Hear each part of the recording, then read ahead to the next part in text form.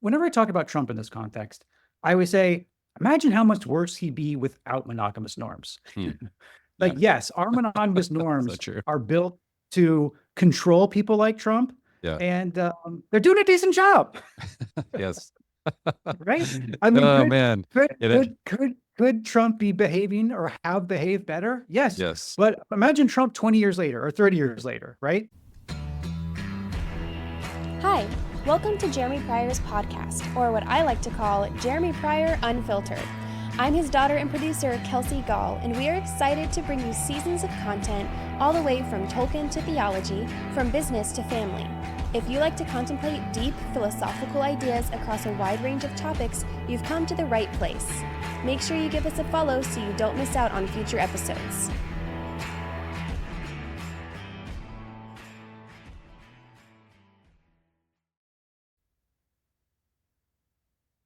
Everybody, welcome back to the podcast. I am joined today by Conn Carroll. Conn, thanks for jumping in here today. My pleasure. So yeah, I started to see Conn's new book, Sex and the Citizen, how the assault on marriage is destroying democracy. This thesis, he teases out and really works through what is happening to the idea of marriage and also just traces the history. And so I'm really excited to kind of have a couple conversations with Conn today. Conn is the history of monogamy and how marriage and where that comes from. I think there's just a lot of confusion about the how kind of fragile maybe that institution is and where and how to think about that today. I've got a few kind of questions about where that's headed. And then just the solutions to what's happening just with the birth rate, the lack of people getting married. But just to give you guys a quick understanding of where Conn's coming from. Conn is the commentary editor for the Washington Examiner. And he served as the communication director in the U.S. Senate for 7 years before returning to journalism. So, I'm really excited to jump into your thesis here, Conn. So I would love for you to kind of just give people a high level understanding of what the book's about. Sure. So we'll start with, go ahead, kind of the genesis of the book, because you mentioned I was Yeah. working in the Senate, and that's kind of where it came from. So I was Okay. working for Senator Mike Lee. He's from Utah, but he was chairing what's called the Joint Economic Committee at the time, which is normally about GDP and economic growth and all the rest of that, taxes. But he wanted to take it another direction. So he started what's called the Social Capital Project, which is kind of building off of the work of Harvard professor Robert Putnam, looking at, all the different ways that bowling leagues, civic associations have declined within the United States. So in doing this, the committee issued lots of reports dealing with why this is happening. And as a conservative, I had already always understood that there was a body of research out there showing that marriage is beneficial, not just to married people, but to children and to entire communities. But I never realized how deep the literature was. And so then I really wanted to kind of get a history of marriage, where this institution come from, how has it changed? And so I went on Amazon, and there was kind of like two books. There's all the books on the conservative side were about gay marriage, which is an important topic, but the subject and history of marriage is much larger than that. Yeah. And then on the other side, there were liberals who were just wrong about everything. So I ended up kind of studying it, and that was how the book came about. It's kind of a history of marriage from the dawn of humanity up until now. Excellent. So, kind of one of the first things I realized from the research was that humans are actually mostly naturally monogamous. When you go and look at the literature of hunter-gatherer societies, these are mobile bands. They are all monogamous. Everyone encounters they're monogamous. Now, when you start getting into primitive societies that are sedentary, okay, that stay in one location for a long time, then you do start to get kind of more and more polygamy. And so this is kind of the point of the book, is that once we transitioned from hunter-gatherer bands that were constantly on the move into more sedentary societies that were more wealthy, you ended up having a lot of stratification, you end up having a lot of division of labor, and you end up having a lot of slavery and polygamy. And so the second chapter of the book is called The Polygamous World Order. And this just is kind of like a tour of the world, going through India, China, Africa, Europe, showing that everywhere you go where there were people, where you had any type of large civilization, you had slavery and polygamy. Hmm. This is true in Confucian China. This is true in Buddhist India and Hindu India. This is true, of course, in the Muslim world, and this is true in pagan Europe. When you look at the Vikings, they were Dublin is a slave city. That's how it was a slave port. That's how it was founded. That was all done by the Vikings. And then so you really don't have a return to monogamy until Christianity. Now, a lot of people say, what about the Greeks and the Romans? Weren't they monogamous? And kind of yes. And the roots of Christian monogamy do come out of first Greek and then Roman monogamy. But Greek and Roman monogamy, as was practiced, would not be recognizable as monogamy to us today. Greek and Roman monogamy was, as I call it, a unilateral monogamy. So if you were a Roman citizen, you were a man, you could not have sex with another citizen's wife, okay? But every other woman and child and unfortunately young boy out there was fair game, okay? So prostitution was very much encouraged. It was legalized and taxed. Non-wealthy men would go to prostitution houses and basically pay wealthier men to have sex with their slaves. Wealthier men, of course, had just concubines they could keep for their own personal use. And this was just the way of the world. There was no idea of sexual sin. There was no idea that it was wrong for a man to force another human being to have sex with him. That was just not part of the moral thinking. Now, if a Roman citizen went and raped another man's daughter, that was bad, right? But that was more of a property crime between the men. It would be the same as one Roman man going and stealing another man's sheep, right? It's not that there's any, problem with the sheep didn't consent. It's that you stole another dude's sheep. And that was the same kind of mindset when it came to sexual crimes of the day. But that then changed with Christianity, right? For the first time, you have an equal human dignity between all people, between rich and poor, between men and women. And so, in 1 Corinthians, you have Paul talking about how the husband has authority over his wife's body, and that you find throughout the world. That is common throughout the polygamous world. But then you have Paul say that the wife has equal authority over the husband's body, and that's the revolutionary idea, that the wife has equal authority over the husband's body. And so that is what makes monogamy, Christian monogamy, equal. It's a reciprocal monogamy, and that was truly revolutionary. Okay, and so once you have this idea of this monogamous couple standing, the church really protects and spreads this idea. And so there's a number of policies that they go through that really kind of broke down this polygamy world. And one was, of course, a ban on polygamy. That'd be step one. You can only marry one person, marry one woman in the case of a man. But then you also have a ban on inheritance for illegitimate offspring. There was no kind of idea of bastards or anything else before you had the church. You said a ban on them inheriting the family's wealth if they were illegitimate. Okay, correct. That was new. That was new. Okay. The Greeks also had it. We can get into that, but yes, the Greek idea of monogamy, the Christian idea of monogamy came out of the Greek. But so the Greeks did have that beforehand, but that was something that the church definitely reinforced. And then you had, of course, a ban on arranged marriages, which was very new.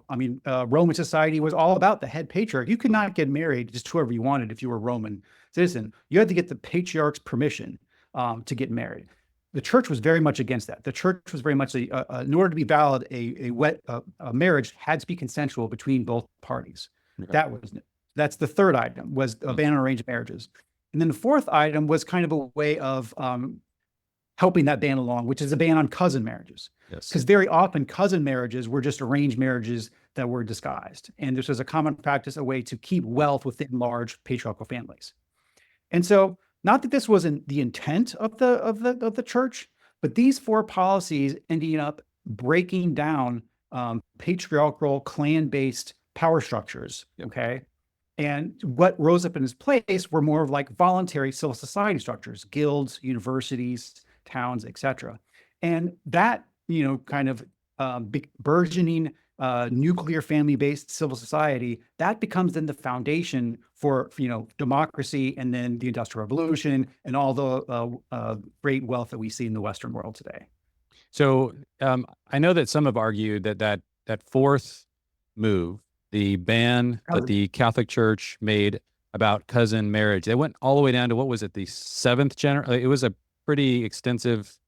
It wasn't just like first or second cousins. Yeah. Right. And so this, of course, these policies change over time, and they're enforced differently in different areas. So yes, I mean, it does depend on kind of what year you're talking about. But I mean, just to be totally clear, this family marriage program, this is not something I came up with. I stole this. Now, when I say stole, it's footnoted in the book, and I mentioned his name. But that Joseph Heinrich is a professor at Harvard. He's the one that kind of came up with this idea of the marriage family program. And he has this great study that looks at the number of years that the church effectively enforced these four policies throughout Europe. And he shows that there was a lot less cousin marriages in all of those places where it had it. And more importantly, those places where the family marriage program was enforced for longer have higher trust among strangers, has more, or less deference to authority, more individualism, those kind of values that ended up being so important for democracy and the Industrial Revolution. Yeah. That's interesting, the connection between because there's so much tension, and a lot of what we try to explore is what happened to the kind of multi-generational, more trustee family, the family that had, had those strong kind of clannish ties that you see emerging virtually everywhere in the world. And then I think that this ban around cousin marriage, the need to send your son or daughter to a family that was potentially a long ways away at a time when transportation wasn't very easy to do, it created, and it just sort of created this sort of one or two generation family. Whereas before you had this sort of the expansion of the multi-generational family. And it always seems to me like there was sort of a mixed result of that. So you're saying one of the results is that if you are constantly disrupting the family with strangers from other families, and these in-laws and people from your village, people are just showing up in the city, that's going to create these guilds. The Industrial Revolution, it kind of allows for there to be a framework in society in which you would have to figure out how to get along with people that weren't necessarily insular to your tribe. Yeah. Okay. And what was one of the things that was so fascinating to me was that, even in the difference between, Europe, which had the marriage family program for so long, but then moving to the United States, which was then even more individualistic and even more about, remaking yourself as separate from your family name, but as part of a family, is that Tocqueville noticed this. And he says in Democracy in America, he said, the word family as it is understood in the Roman sense just does not exist in the United States. Yeah. And so that really struck me that even for Tocqueville to look at the nuclear families in the United States and realize just how different they were than Europe really drove home for me, the idea that, the reason why there was so much strong civil society and clubs and all that stuff that Tocqueville talks about in the book was linked to the fact that the nuclear family itself was so strong and independent from extended family. Yeah. The Family Plan Calendar is the new way to keep your family team organized. Plan your rhythms, menu, household chores, and notes for the family all in one place. Visit familyteams.com to purchase. Yeah, it's interesting. You have this, this transition that's happening. Like in the Roman era, you had the patros familia, like you were saying. This person was a part of the government. There was all kinds of laws. They were responsible for so many things that happened, lots of rights and privileges, but also these responsibilities. And then you come to America, and the word family doesn't exist in the Constitution. They're just as individuals, it exists in state constitutions, but this isn't like a foundational element of the government any longer. The government seems to be resting much more on the individual.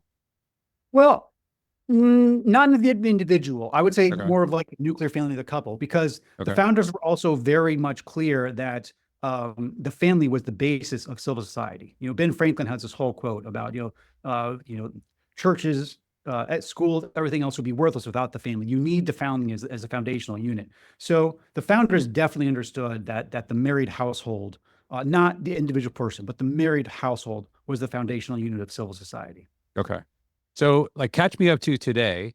What are the pros and cons of what this movement towards individualism, towards the nuclear family, and away from more of a tribal clan family that you see in more historic societies? What does that mean for and obviously with Putnam's work, you're saying there's a positive side, which is that a lot of these civic sort of institutions emerged because of this sense of like continuity that we need to have with people on just our geographic area. We have to get along. Tocqueville's observation there. But you also just have now a hyper-individualism emerging, right? Where you're talking about marriage and the whole idea of monogamy is starting to be threatened. Where do you see that coming from? And kind of catch me up to where we're at today. Sure. Yeah. So I blame France. No, I'm kidding. Yes. No, I do start my chapter on the assault on marriage with Rousseau. Okay. Who my French friends will point out is not French. He's actually Swiss. Okay. So he was born he was a Calvinist from Geneva. He was not a Catholic Frenchman. But Rousseau was really one of the first philosophers to kind of reject custom and habit as forces for good, and talk about how there was this state of nature, and that man was more peaceful and at heart in the state of nature, and then that society's customs were corrupting him.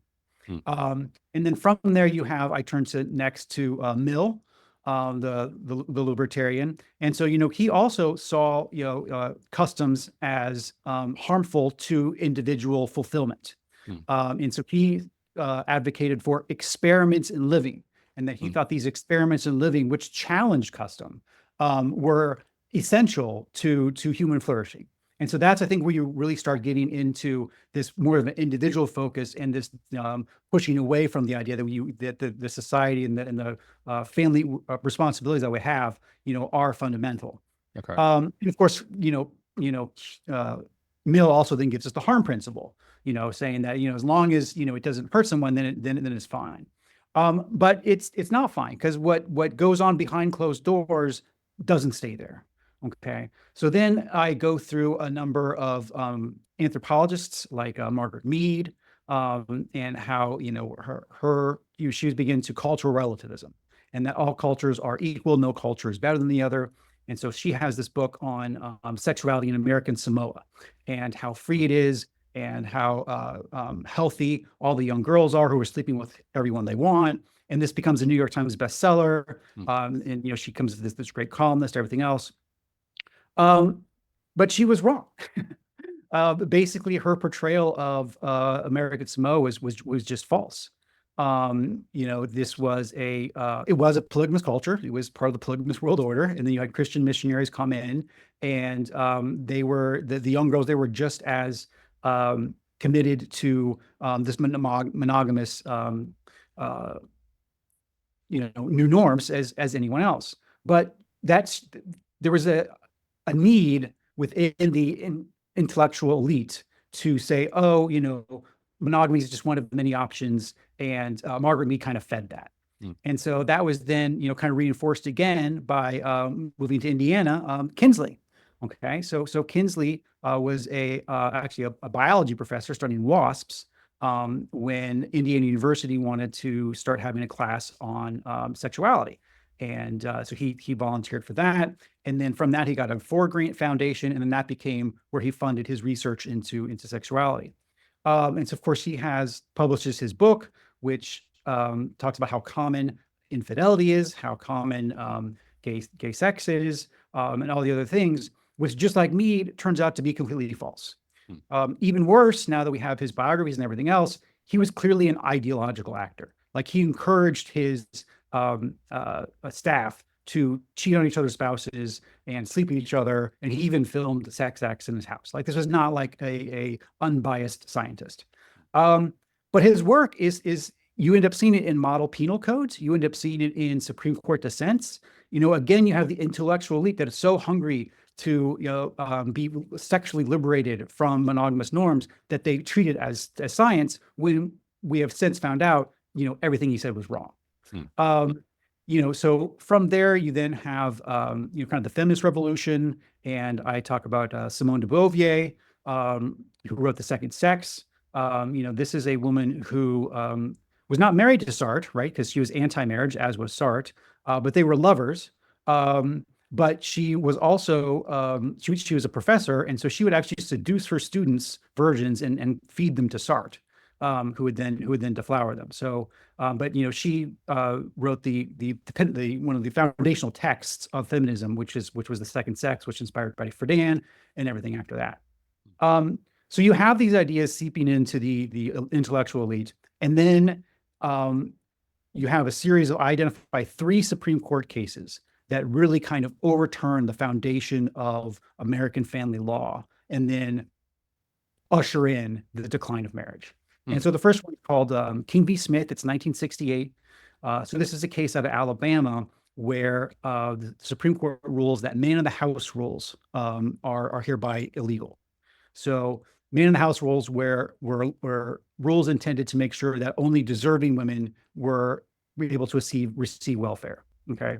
So what it meant is that before the case, welfare workers would come in and say, look, if you are, truly a woman in need, you can have this money. But if you're living with a man, you should be, married to that man, and therefore you become ineligible for this program. And so if you were cohabitating with a man, you would not be able to. The Supreme Court gets rid of that. And so after that, basically, the status quo becomes that if you're a woman and you want to be on welfare, you can cohabitate with a man, okay? But then if you get married, then you no longer are eligible for the programs. So this creates marriage penalties in welfare programs. And then since then, of course, you have the huge expansion of the welfare state, and those marriage penalties then go in there. So think of any means-tested program, Section 8 housing, food stamps, Medicaid, Affordable Care Act subsidies. All these programs have marriage penalties, and that's all because of this 1968 decision. So before that, you're saying it was a reverse. There was a advantage to getting married, and then that was inverted in this case. Before you were just not eligible for programs, if you were having a relationship. But of course, people have needs for relationship, and so before it was kind of pushing people to get married to have a provider. Whereas after this was saying it doesn't matter, you can have a man in the house, you can meet those sexual needs, but as soon as you get married to a person, then you lose all those benefits. Okay. So that was the marriage penalty that was created. So the second big case comes in 1973, and it's Eisenstadt v. Baird. So up until Eisenstadt v. Baird, states could regulate birth control, and they could say married couples are allowed to have birth control, allowed to buy birth control, but single people are not. Okay. And the court comes along and say, no, the right to contraception is an individual right. Marriage doesn't matter anymore. So before that, there was a whole string of cases where the Supreme Court had said that the foundation of civil society is the married family. And that is true up until Eisenstadt v. Baird, where the court says, never mind, marriage doesn't matter. This is an individual right. Everyone is entitled to birth control. Go ahead. So before, you're saying that was the states. Some of the states actually, do you know how widespread that was before the Supreme Court case? Was there a lot of states that made contraception only available to married couples? No, I don't have the exact numbers, but I mean, the state was out of Massachusetts. I mean, the case was out of Massachusetts. Okay. Yeah. Wow. Yeah, that's surprising. Okay. So, and then the third case is Miller versus California. And so this is also 1973. And so this is a case which significantly weakened the federal government's ability to prosecute pornography cases. So before that, you had this standard where something was obscene, it could be considered pornography. But then after Miller versus California, they added this extra artistic or literary value test. And if a pornographer could show that their obscene material had some type of political or literary or artistic statement value to it, then it was no longer obscene, and you could use it. And so after that, then you get the huge Behind the Green Door, all those 70s porn movies, and then you have the VHS and just the explosion of porn after that, to the point that today, we have infinite amounts of the hardest core pornography available 24/7 at our fingertips. Hmm. And that's all traceable back to the 1973 Miller versus California case. Wow. So Wow. from this first census up until 1960, close to 80% of American households were headed by a married couple. Okay. And up until 1960, young Black men and women were actually more likely to be married than young white men and women. But after that King versus Smith decision in 1968, the bottom falls out of it for African Americans to the point where by 1980, only 20% of young African American women are married. Hmm. And then, of course, over the preceding decades, you have white and Hispanic households keep creeping up to the new standard, to the point that today only 45% of American households are headed by a married couple. Man. Wow. So, Conn, would you say your case is that their like culture is sort of downstream of these sort of incentives or various laws? Like there's a kind of draw the line there for me, because obviously some people will, suggest there's a lot of factors involved in how culture is created. But how influential do you see the way that the government is changing incentives or passing new laws to the way that the culture thinks about these things? No, I mean, I do think that culture is downstream of politics a lot of times. I think you can go back and say, look, I mean, there was clearly something culturally going on among liberal elites in the late 60s and early 70s that caused them to devalue marriage, right? But then once they start putting that devalue of marriage into actual policy, so that the married couple was no longer a protected status, then that changes people's behavior. And then once that behavior is changed, once it is no longer a norm that when people become of a sexually active age, they really should be getting married to protect the offspring and make sure that they are able to provide for themselves and each other. And once it's understood that it's the government's job to step in and do that instead of the institution of marriage, then yeah, that changes how people behave. That changes the culture. Man. Well, when you see these things happening, I think one of the things, this is so hard to put the genie back in the bottle. It's like, it seems like today, no matter how bad the statistics demonstrate something like, having access to contraception when you're single or widespread pornography, my sense is that as soon as a law is passed where it is perceived to increase freedom, it becomes impossible to repeal it. And so, because I think we've just decided in kind of Rousseauian, like the freedom of the individual is paramount. And so anything we can do to drive policy, drive legislation towards increased freedom, there's no amount of data you can possibly use to suggest that any of these freedoms should be repealed. So I don't know, how do we put the genie back in the bottle? What are our options? Because if culture is downstream from politics, do we have to seize control of the political system somehow in order to revert, or is there some way forward? No, I mean, you do have to seize control of the political system, absolutely. And I totally agree with you that it is going to be really hard putting this genie back in the bottle. And there's not a ton of examples to point to, but there are some. So I'll start with there's the foreign example. There's Hungary. Okay, so Hungary, after the Berlin Wall comes down, their marriage rates just collapse, and as does fertility as well. And they're shrinking as a country. And so you have Orban's party come along. They draft a new constitution. They put marriage at the center of the constitution. They put all these incentives to get married into public policy. And fertility has bounced back a little, but not as much, I think, as people want. But marriage definitely has. And I think as marriage returns to a stronger norm in Hungary, and it definitely is, I do think you'll see the fertility rate continue to improve. And it has improved, I think, just not as much as people would hope. But I think we just need to give it time. But the leading indicator of young Hungarian couples getting married is there. Okay. Moving closer to home. Oh, go ahead. Okay. Go ahead. Well, in the Hungarian example, so what was it, the fertility rate that motivated the country to be able to start passing these more conservative laws about marriage? Was that the primary motivator?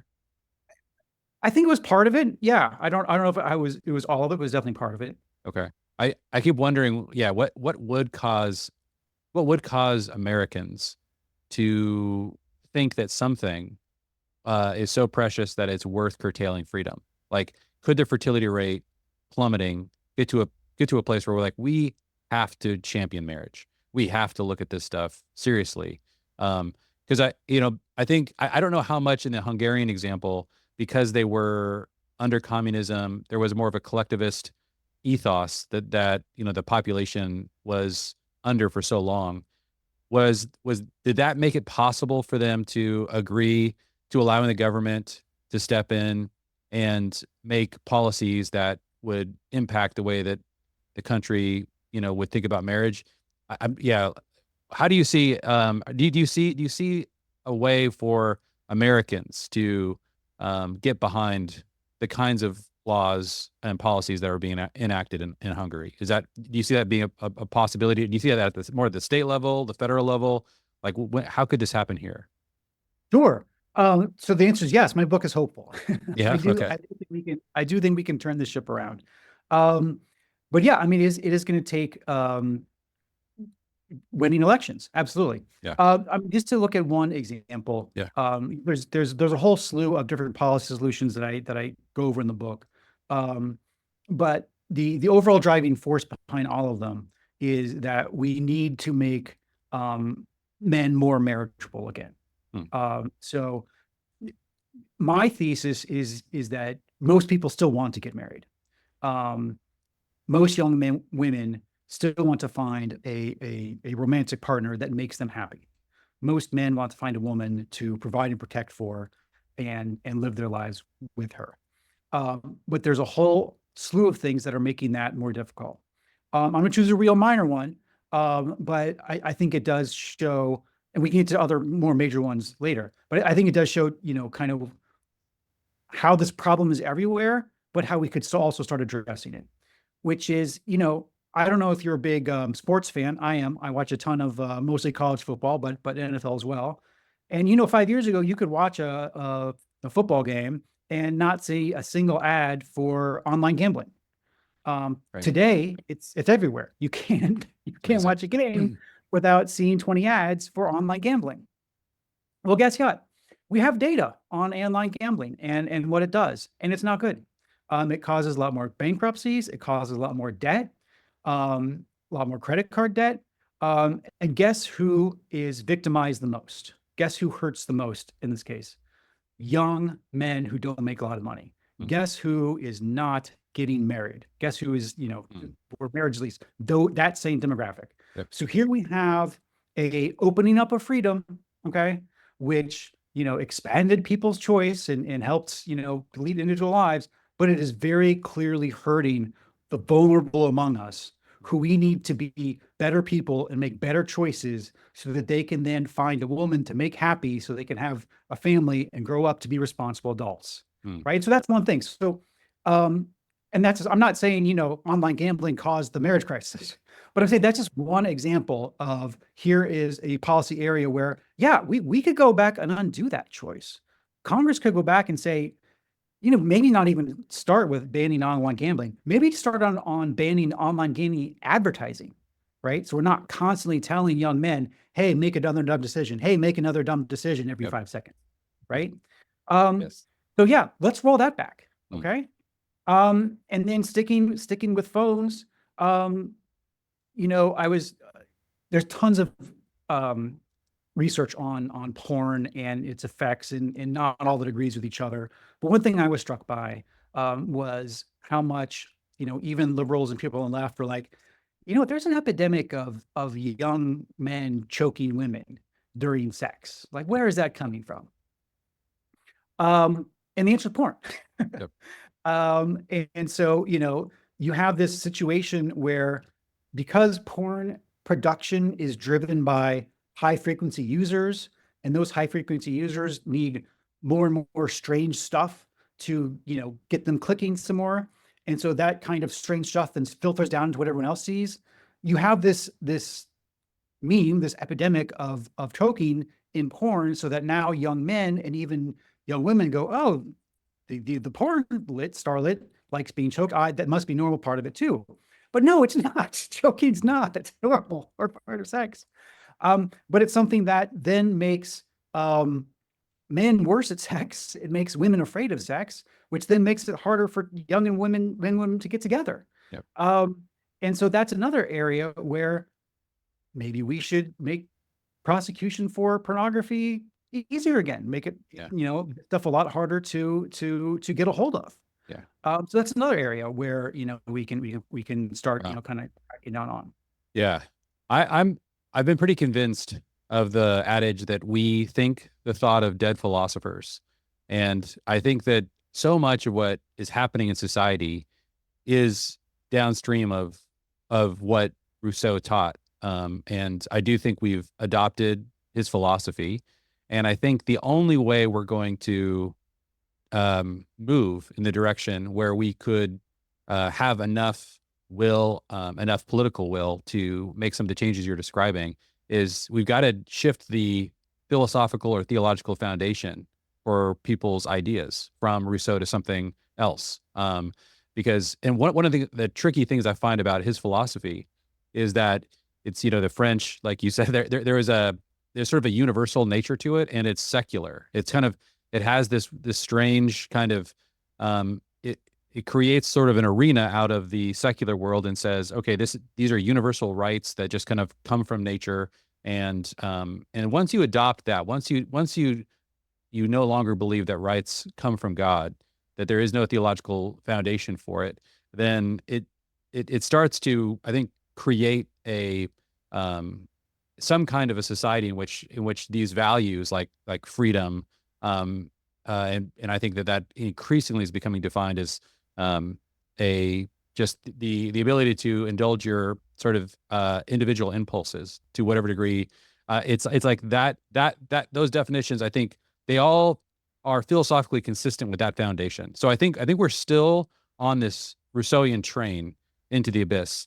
And I don't know how we get off this train without making some kind of large scale shift. And to me, the Judeo-Christian foundation that I think was really warring with Rousseau for the last couple hundred years in America, this Rousseauian, I think is still on the ascendancy. We're not having conversations at this level. So how do you see, is it possible for us to shift the foundation? What would you kind of present, or what would be a philosophical or theological antidote to this train we're on?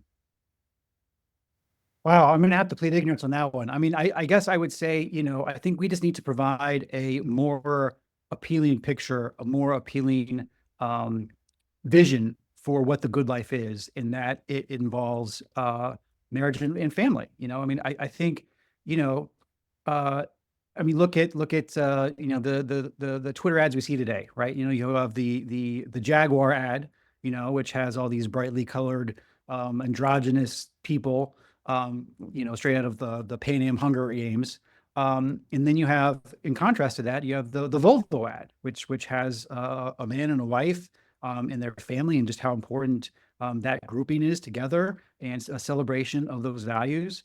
And so that's what we need. We need more Volvo ads. Yeah. we need Yes. to show people, like, look, the good life is not Sex in the City. The good life is not being a 30-year-old single woman in New York, or being Hugh Hefner, or being James Bond. The good life is finding a partner who you love and loves you back, and building a life together. Well, That's the good life. And Yep. I think we can do that. I Well- ultimately think this is not an easy sell. I Yeah. think this is something people want to buy. Yep. In addition to like the sort of philosophical underpinnings of people's ideas, you kind of trace the story about how there's something inevitable about polygamy in a sedentary culture. And one of the things that Christianity was the thing that ultimately reversed that, that there's only one force we've ever seen, it sounds like, that has created a monogamous culture within a sedentary civilization. And if that's true, that's, and one of the things that concerns me, and that I'm curious what your thoughts are on, you're talking about how young men think about the nature of the good life.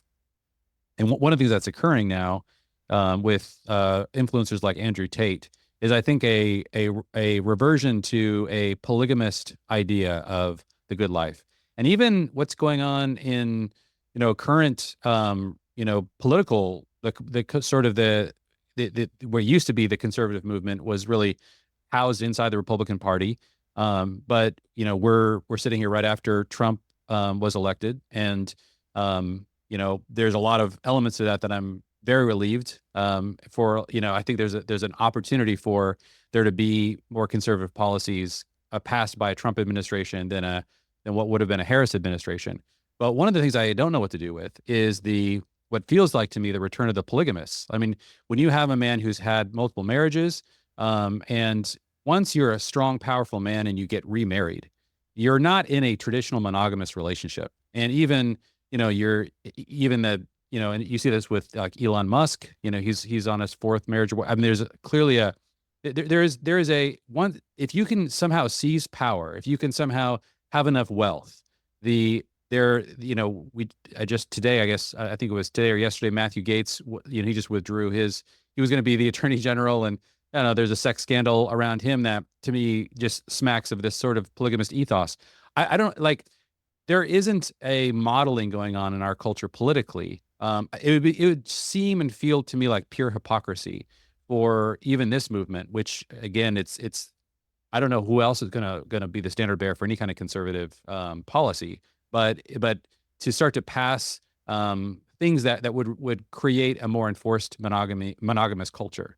And so, yeah, this concerns me. I don't really know what to do with this kind of modeling that's happening, and I'm curious what your thoughts are. Where do we go from here? Like what you hear? Be sure to leave a rating and review for this podcast wherever you use streaming. Well, first, let me say, I think you're absolutely right. The book actually begins with Andrew Tate being arrested. That's where I start. I start with Andrew Tate getting arrested and, his charges being ultimately dropped. But that, even then he's admitted like he runs an online porn empire. Yep. And he thinks women are useless past age, 22 or whatever else. And he's the opening villain of the book. And then, of course, I try to show that everything that he's achieved is thanks to feminism, because it's the feminists who said, oh, these women should be able to make whatever choice they want, et cetera, live whatever they want. That empowered Tate to be the polygamist that he is today. And then, of course, you didn't mention him, but there is a pagan element to some parts of the new right. And I think you see this with Bronze Age pervert, and some other people on the right that are very much anti-Christian. They're pagan, Right. And I think that's a very unsettling mindset, because I don't think they really grok how terrible and anti-human that world was. Yes. I would throw Musk into the same one. I mean, Musk, he's had, I wouldn't even say his marriages are the problem. The fact that he's contracting with other women to have children outside of marriage, that bothers me much more. Very polygamous. Yeah. It's like pure polygamy. So I'm not a huge Elon fan. But turning the page to Trump, who is not my favorite person. But whenever I talk about Trump in this context, I always say, imagine how much worse he'd be without monogamous norms. Like, yes, our monogamous norms are built to control people like Trump. Yeah. And they're doing a decent job. Yes. Right? I mean, could Trump be behaving or have behaved better? Yes. Yes. But imagine a world, we're much further down the road, right, where imagine Trump 20 years later or 30 years later, right? I guess that's Musk, basically.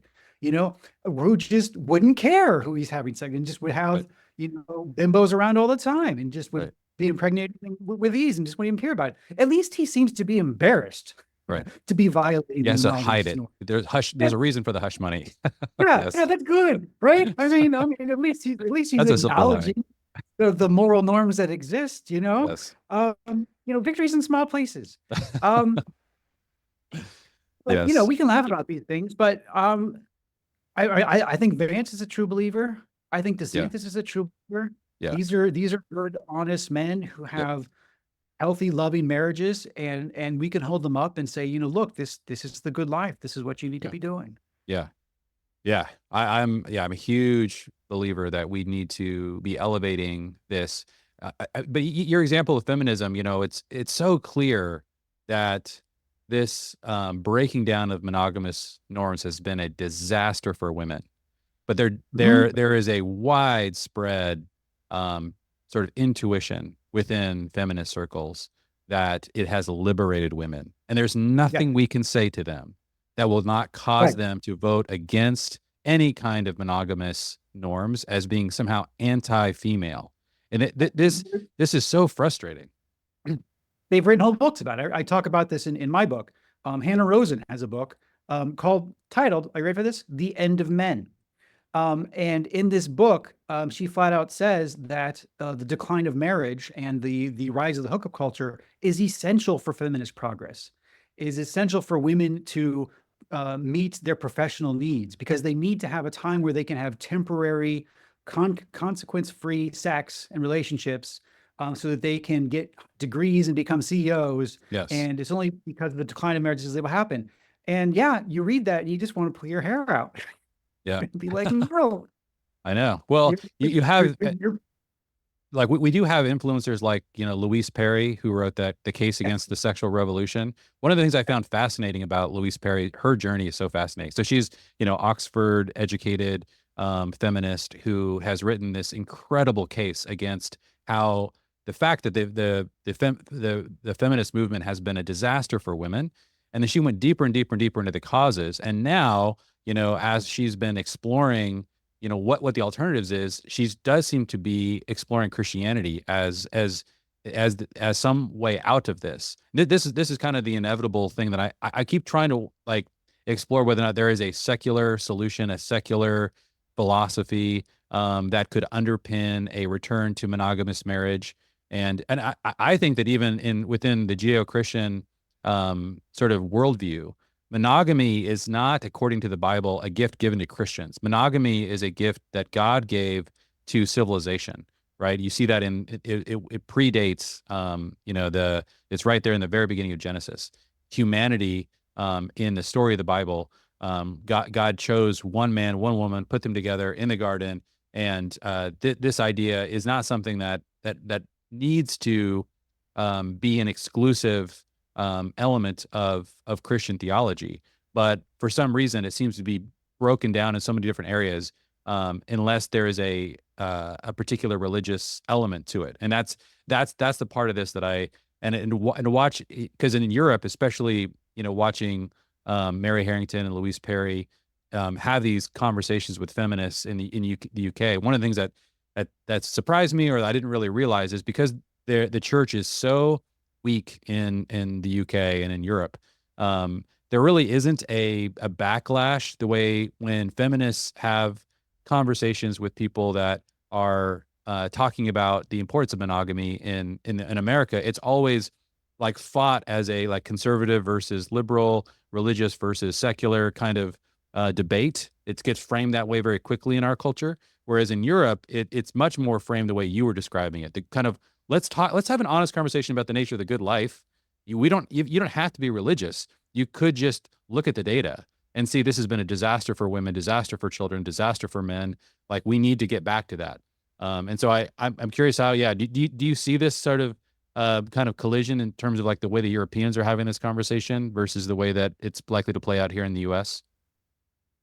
yeah. So I kind of curse over it in the book, but monogamy return is focused on the Christian world and how the Catholic Church spread monogamy throughout the world. But kind of then I transition and say, oh, and then in the span between like 1850 and 1910, you have India, China, Russia, Japan, all of these huge swaths of countries ban polygamy and basically copy the Western world. Hmm. And they didn't all become Christian. Russia, arguably, Eastern Orthodox, but all those other countries, clearly weren't. But they did adopt monogamous norms, right? And they did ban polygamy, and they did it without adopting Christianity. So, all cards are on the table here. I'm actually not Christian. I was just not raised Christian. Obviously, I've come to believe the Catholic Church has lots of true teachings. Yeah. Obviously, the book, but I do believe that you can look at the truth of monogamy as essential to human flourishing, without necessarily being a Christian. Yeah. It's interesting. The example of India, the Indian divorce rate's 1.1%. Every time I think about that, that just blows my mind. Like that their culture has such a, such a stable culture of marriage. And I'd love to dive deeper into that because it seems like part of what they've embraced that I think is difficult for us. Again, it's the through line for me that seems to disrupt any ability to really have this conversation honestly is the making freedom the highest value, like in maybe this definition of freedom. Because I think in India, there's just an acceptance of the role of the father and the role of the mother. And so when you're in a marriage in India, within that culture, there's sort of a prescribed set of things that are very possible for virtually every man and virtually every woman to fulfill. And you have very strong extended family that is supporting that structure. And so there are just layers of protection for those. It doesn't mean it's a great, there's all kinds of problems with marriage, I'm sure, in those cultures, but we don't seem to have those layers of protection in our culture. And this is, and without dethroning freedom from being the highest and best value, and begin to actually talk about the kind of good life like you're describing that we should be aiming at, and trying to develop some consensus around what we're aiming at, then it seems like it's going to be very difficult for us to get back to a monogamous norm. Yeah, I mean, you have to make 2 points. That one, I think that kind of Rousseauian libertarian mindset that places freedom first just kind of assumes a healthy adult.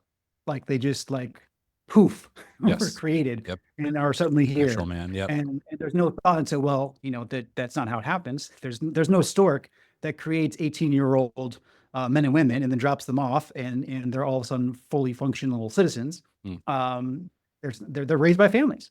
And of course, they're going to be higher functioning or lower functioning, or more trustworthy or less trustworthy based on how well they were brought up within a family, what kind of support structures they had, how much they were loved, how much they were trusted, all the rest of that stuff.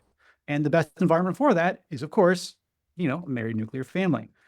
Yeah, that collision of of freedom being the highest value and attempting to try to bring that back. And this is part of the reason why, it's been so interesting to watch Louise Perry, like I said, her exploration of Christianity. I'm increasingly beginning to believe that maybe the best argument for the truth of Christianity is how well it works. Like there's something that was brought into the world that it doesn't seem like we're able to, like we're too susceptible to these other stories, and these other stories just don't work. Like they work for a little while, and then the amount of chaos that's unleashed is so pronounced that it's like we need to find some kind of ground for building a set of beliefs and to figure out what should be on the top of that hierarchy. And I think that at some level you have to serve someone else. One of the things that's really tough about monogamous marriage and about raising children is that it creates this whole world in which you're not the most important. Like you have to sacrifice your freedom. You have to say there's someone, I'm going to serve someone for the rest of my life. And it will come at a steep cost. And yeah, you might be able to demonstrate that it's better in the long run, but man, we are very short-term kind of minded creatures without there being something that's going to really cause us to want to fight for that long-term. And like I said, a whole sort of culture around us to kind of guide us in that direction. So this is the thing I keep going back to. It's like, I want to have hope for our culture, but we've got to find a philosophical or theological basis for providing a story that is better than, liberty is all that really matters. Yeah. I think you come along and you talked about what the evidence of what works best, and that we see that over time. I think that kind of gets to, the differences between the kind of rationalist thought of, Rousseau, and more of the empirical minded, Burke and everyone else. And I think we Yes. need to ground ourselves in the empiricism. And I think, once you do that, then you can look at the data and look at what works and say, this is the path to the good life. And I guess, kind of coming back to freedom is that I think it's very understood, even definitely among the left, that no one can be perfectly free by themselves. In order to have any type of life or success, you have to work with others, right? You have to sign contracts, right? And as soon as you start signing contracts with other people, contracts necessarily limit your freedom to do things in the future, because they are essentially, you're signing yourself to future obligations. In a very reductive sense, that is what marriage is. Yep. It's a contract between you and another person. That's right. That's a standardized contract. But binding yourself to another person in a long term very much is I think empirically, the best way to meet your needs. Yes. I do think we can start making that case. Awesome. 100%. Well, Conn, thank you so much for making that case. So Sex and the Citizen is there to outline the fact that this is where monogamy came from. This is the history, and this is why it's so important for civilization going forward. Anything else that you could say about the book, or where people could find out more about what you're writing? Oh, well, it's on Amazon, Sex and the Citizen. And then I also am on Twitter at Conn Carroll, which I think how we met. Yes. Yeah. Follow Conn on Twitter. Yeah, absolutely. I'm on Twitter way too much. And if you don't like college football, you probably shouldn't follow me. But I talk about things other than college football too. And then, of course, I'm also at the Washington Examiner, WashingtonExaminer.com. Awesome. Conn, thank you so much for joining me today. Thank you. This is wonderful. Thank you for listening to Jeremy Pryor's podcast. Make sure you hit that follow button so you don't miss out on any future content. Follow Jeremy on Twitter and Instagram, as well as his Substack blog, all linked in the description. See you next time.